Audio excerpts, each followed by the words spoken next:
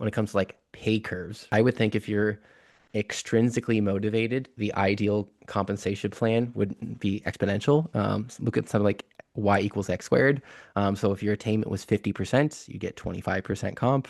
At 90%, you get 81% comp. But as it flips right above one, 120% attainment is 144% comp. Maybe there's like some cap you have to put on or a decelerator at some point, but that would show every deal, the most important deal is the next deal. And the only way to get to the next deal is to close this deal right now, right? So every deal is worth more and more and more. So there's a massive, massive incentive for the reps to just keep selling every time they can.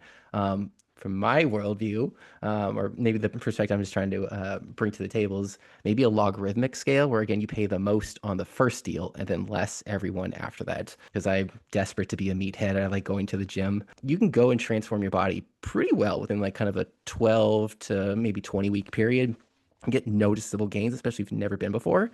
After maybe that first year, the gains become much, much harder, right? And those who really want to just get massive or super strong or whatever it might be, that takes years and years and years, right? That distance from 5 to 10 to get put on 1 more pound of muscle took maybe 5 years for somebody, right? And they had to do the exact same amount of work, if not more, to get those achievements, right? And that's maybe where you want to reward the work in sales. Somebody does right away, right? Like, we recognize the work you're doing. Here's your quick pay. I want you to do the right thing long term, right? So it will be harder for you to earn these higher accelerated rates. It's just going to take you hard. It's going to be harder and harder and harder. And there will be, it's almost a theoretical cap, right? You might never get there. You can still keep selling forever. But when the company is protected, right, from these weird outlier deals, maybe somebody, again, just gets lucky. I think that's what companies complain about the most. Like, we're paying so-and-so 300 grand on this one deal here that we think is mostly a renewal anyways. Right? Like, there's a lot of things that can pop up on that front, right? This protects from that. And you really just reward people who are really grinding, right? I think that's kind of the meritocracy a lot of people want to pursue.